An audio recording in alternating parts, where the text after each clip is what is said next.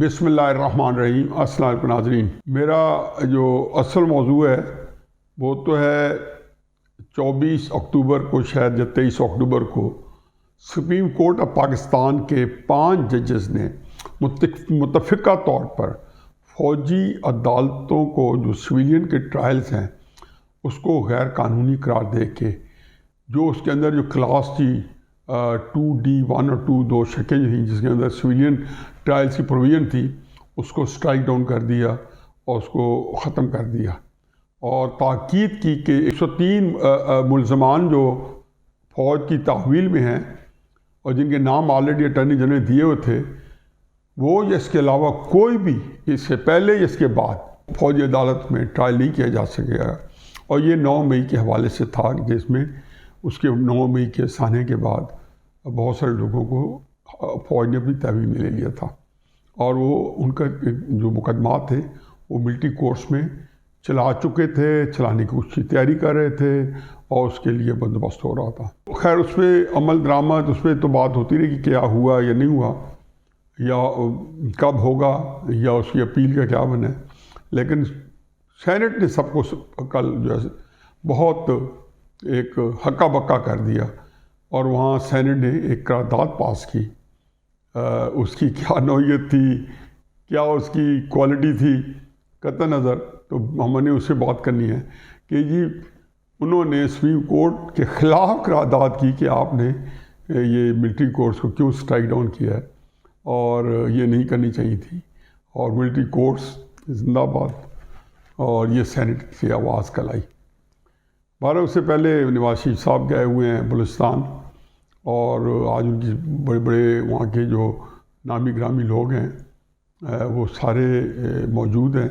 بہرحال بلوچستان کے معروضی ہم حالات ہم جاتے ہیں، وہ ایک پارٹی باپ بنی تھی اور اس کے بارے میں کہا گیا تھا بچہ پہلے منتخب ہوا تھا اور باپ جو ہے اس کا بعد میں وجود میں آیا تھا، تو اس بچے کو باپ ملا اور وہ باپ اس کے زور پہ انہوں نے سینٹ میں بھی کچھ نہ کچھ اثر و رسوخ حاصل کر لیا، پاکستان میں حکومت کی، ان کا نام عمران خان۔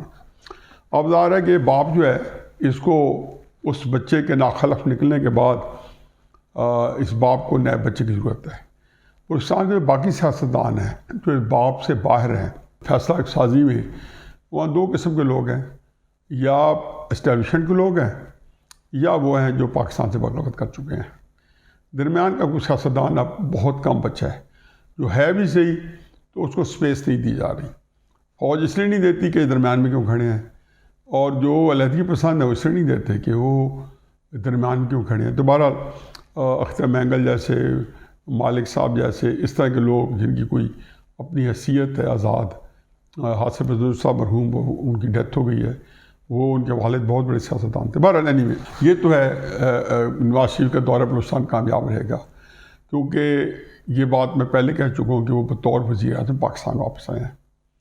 وزیر اعظم یہ نہیں کہ ان کو بنایا جائے گا، وہ تقریباً بن کے ہیں، ان کو ایک لحاظ سے سیکورٹی بھی آلموسٹ وہی ملی ہوئی ہوگی، یہ اس سے پہلے عمران خان صاحب کو مل چکی ہے، اور یہ بے شمار موقعوں پہ اس طرح کے واقعات ہو چکے ہیں۔ تو بہرحال یہ نظام جو ہے اس میں نواز شریف صاحب اقتدار میں آئیں گے تو میری انتہائی دلچسپ کیا ہوگا مقام کہ یہ سول ملٹری ریلیشن جو ہیں اس کے اندر کیسے ہوں گے۔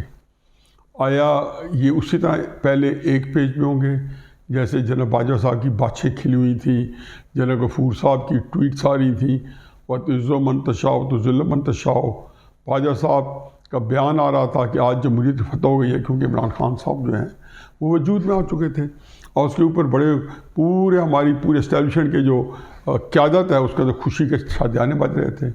خیر میرا تو آپ کو پتہ ہے کہ میں تو ان کے آنے سے پہلے ہی کہہ چکا تھا، اور یہ کالم بھی لکھے تھے جنگ میں کہ یہ عشق ناتمام ہے، اور یہ اس نے کچھ مرلوں کے بعد بہت اس سے تتر بتر ہونا ہے اور ستیہ ناش ہونا ہے، اور وہ ہوا۔ اب نواز شریف کا مجھے دیکھنا ہے کہ پہلی تو بات ہے کہ الیکشن ہوتے ہی نہیں ہوتے، اور دوسرے اگر الیکشن ہو جاتے ہیں تو پھر اس کے بعد نواز شریف صاحب جو ہیں وزیر اعظم بنتے ہیں، تو یہ جو بلوچستان اور MQM جو GDA جو ٹپیکل ہمارے اسٹیبلشمنٹ کی پارٹی ہیں، ادھر سے جو استحکام پاکستان پارٹی ہے پنجاب میں، ادھر سے پرویز خٹک صاحب کی پارٹی ہے تحریک انصاف پارلیمنٹیرین. تو یہ جب چوچو کا مربع جو ہمیشہ میں اس کے بارے میں سمجھتا ہوں کہ سوا ستی ناس کرے گا، لیکن ابھی میں تو صرف پہلا مرحلہ یہ ہے کہ آیا الیکشن کرا پاتے ہیں نہیں کرا پاتے، کیونکہ میرے نزدیک کرانے بڑے مشکل ہوں گے. یہ نہیں کہ کوئی نیتوں میں فطور ہے، الحمدللہ نیتیں راسخ ہیں. کم از کم جناب عاصم منیر صاحب کی نیت میں مجھے کوئی شک نہیں ہے. ملک کو اس سیاسی جو ارتعاش ہے، جو ایک کیوس ہے، اس میں سے باہر نکالا چاہتے ہیں. لیکن میرا نہیں خیال کہ یہ جو سیاسی ارتعاش ایک پچھلے 8 10 12 سال سے بڑی ایک محنت سے کریٹ کیا گیا ہو، اسٹیبلشمنٹ نے خود اس کی آبیاری کی ہو، اسے پروان چڑھایا ہو، وہ اس طرح ختم ہو جائے گا کہ میری خواہش نیک نیتی سے نہیں. حالات کا جبر ہے، حالات نے ابھی بہت کچھ کرتب دکھانے ہیں، بس اللہ مملکت پہ رحم کرے. عمران خان صاحب کے اوپر گھیرا تنگ ہوتا جا رہا ہے، مزید ان کے کیسز چل پڑے ہیں. وہ 190 ملین پاؤنڈ اور القادر ٹرسٹ کا کیس ہے، اس میں گرفتاری جو ہے کل ڈال دی گئی تھی. عدالت اس کے بعد خود چل کر اڈیالہ جیل گئی، جہاں پہ عمران خان صاحب اس وقت پہلے سے مقید ہیں، اور اب یہ عدالتیں جو ہیں انشاءاللہ خود ہی چل کے جایا کریں گی ان کی سہولت کے لیے، کیونکہ ظاہر ہے وہ باہر لانا ان کو جو ہے ایک سیکیورٹی رسک ہے. تو اس میں اب ایک کے بعد دوسری گرفتاری آئے گی، یعنی کہ ان کا جو لامتناہی سلسلہ نہ ختم ہونے والا، اور وہ جیل میں رہیں گے. اور مجھے لگتا ہی ہے کہ اب ان کی سزاؤں کا سلسلہ جو ہے وہ تو زیادہ آگے چل پڑے گا. میں ہمیشہ کہتا تھا کہ جس دن ہماری اسٹیبلشمنٹ نے ملک ریاض صاحب پہ ہاتھ ڈالا تو عمران خان صاحب کے اوپر بہت کچھ ثابت کرنا آسان رہے گا، اس میں کوئی مشکل نہیں ہے. میرا خیال ہے وہ مرحلہ آ گیا ہے، اور انہوں نے بھی جو اطلاعات دی ہیں، مثلا فرغوگی کا جو ایک پاسپورٹ ہے، وہ میں نے گوگل پہ آج کا سرچ ہو رہا ہے، وینیا 2، ایک فرینچ نام ہے، انگریزی میں اس کو وینیا 2 بھی کہتے ہیں. تو وہ ہر پاکستانی سرچ کر رہا ہے کہ فرغوگی وہاں کیسے پہنچ گئی. $1,40,000 یا $30,000 کے انہوں پاسپورٹ لیا، وہاں عام مل جاتا ہے. بیچارہ چھوٹا سا جزیرہ ہے، یہاں پہ پتہ نہیں کتنے کوئی 40-50 مذہب رہتے ہیں، 2-2.5 لاکھ اس کی ٹوٹل آبادی ہے، جس کے اندر کوئی 100 زبانیں بولی جاتی ہیں. مطلب وہ پہلے بھی ایک چوچو کا مربع وہاں پہ فرغوگی فٹ ہو گئی ہے. اچھی بات یہ ہے کہ اس کے 20-25 ملکوں کے ویزے نہیں ہیں، تو وہ آرام سے آتی اس پاسپورٹ کے اوپر دنیا کی سیر کر سکتی ہیں بغیر ریڈار میں آئے. لیکن عملاً ریاض ملک صاحب ہی کافی ہیں گواہی دینے کے لیے. فرغوگی جو ہے یا احسن جمیل گجر جو ہے، ان کی ضرورت جب پڑے گی تو وہ بھی مہیا ہو جائیں گے. لیکن عملاً اس وقت بشرا بی بی کو بھی میرا خیال ہے کہ ان کی گرفتاری کا مرحلہ بھی آ پہنچا ہے.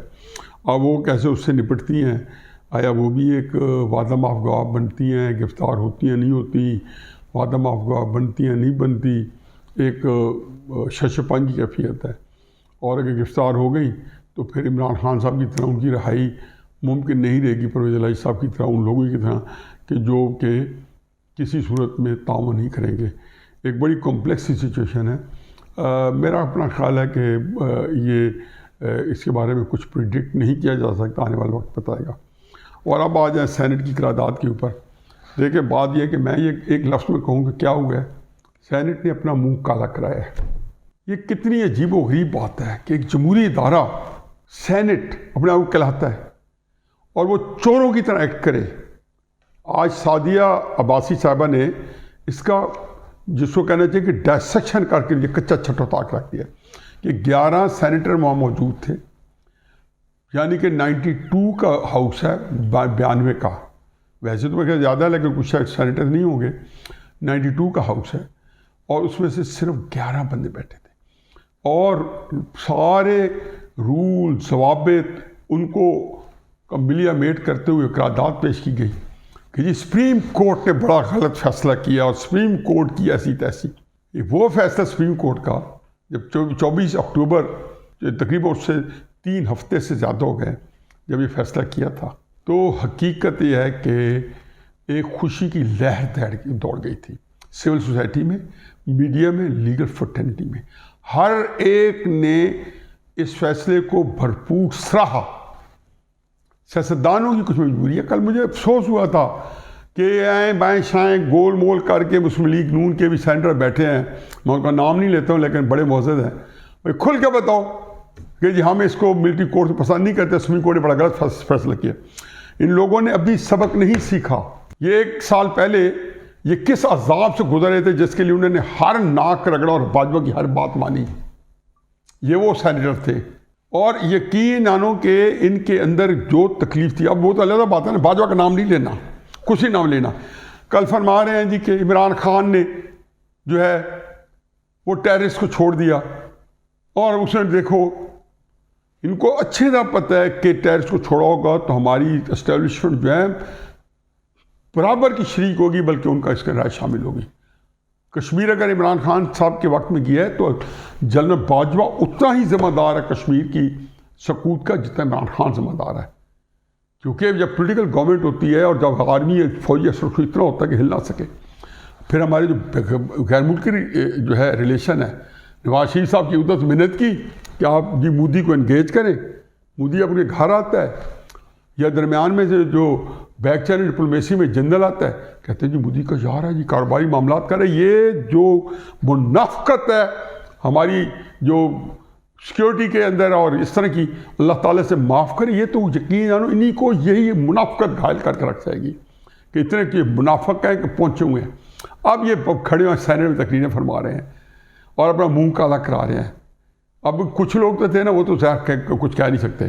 ایک بندہ ہے سینیٹر ہے دلاور، یہ وہ شخص ہے کہ جو مسلم نون کے ٹکٹ پہ سینیٹر بنا، اور اسے ہر اپنا ووٹ مسلم نون کے خلاف استعمال کیا۔ بلکہ ایسا ہوا کہ جب سینٹ کے اندر کوئی معاملہ ہوا، یہ اٹھ گئے تو ان کے ساتھ جا بیٹھا دوسری صفوں میں جا کے، جو کہ کوئی مخالف تھے، جب کوئی اس طرح کی آیا، یہ وہ لوگ ہیں۔ تھوڑا ان کو ایڈوانٹیج مل گیا تھا کہ اس وقت ثاقب نثار جیسے مسخرے بابر رحمتی نے مسلم نون کے ٹکٹ سینٹ کے ختم کر دیے تھے کہ جی نواز شریف نے ایشو کیا، اس لیے ان کو یہ سارے آزاد امیدوار الیکٹ ہو گئے۔ چلو بہت کچھ ہم نے دیکھا۔ اللہ تعالیٰ اس ملک کے اندر جو سرکس لگا ہوا ہے 1951 کا، عدلیہ کا، اسٹیبلشمنٹ کا، اس ملک کو گھائل کر چکا ہے۔ یہ لوگ باز نہیں آئیں گے اپنی حرکتوں سے، یہ ایک یکسوئی کے ساتھ لگے ہوئے، ان کا خیال ہے کہ ہم یہاں سے نکلیں گے تو نکال کے لے جائیں گے۔ تو یہ وہ لوگ ہیں جنہوں نے جوتے کھائے 3-4 سال سے باجوہ سے، ان سے، اور اس کے بعد یہ پھر فوجی عدالتوں کے حق میں بیان دے رہے ہیں، کیونکہ ان کی نوکری کا یہ حصہ ہے، یہ جاب دیا گیا ہے۔ اور دلاور جو ہے وہ فوجی عدالتوں کے خلاف سپریم کورٹ میں جا چکے سینیٹر۔ ان کو تو کسی جمہوری ادارے میں بیٹھنے نہیں دینا چاہیے ان لوگوں کو، جن لوگوں نے یہ کل 10-11 نے قرارداد پاس کی ہے کہ جی فوجی عدالتیں رہنی چاہیے۔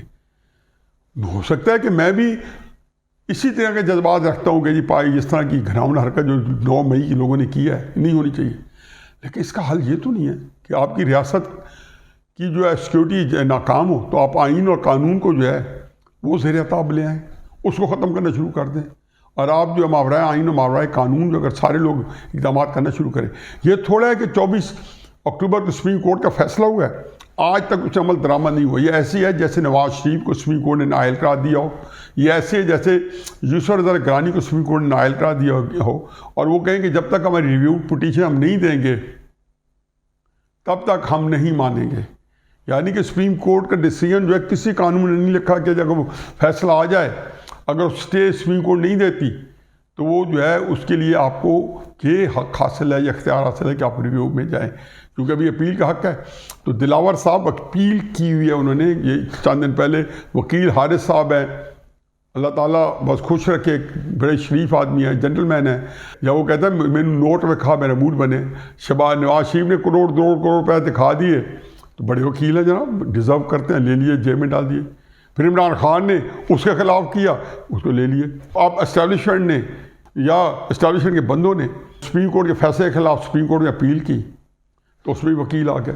تو یہ تو بہرحال اللہ تعالیٰ ان کو قائم دائم رکھے، لیکن میری صرف عرض یہ ہے کہ یہ جو سینٹ ہے نا، یہ اپنے آپ کو 8-10 سال میں بہت برا نام کمایا ہے۔ عزت اب بھی بڑھنی نہیں ہے، لیکن ذلتیں نہ کمائیں، اپنے منہ پہ کالک نہ ملے جمہوری ادارہ۔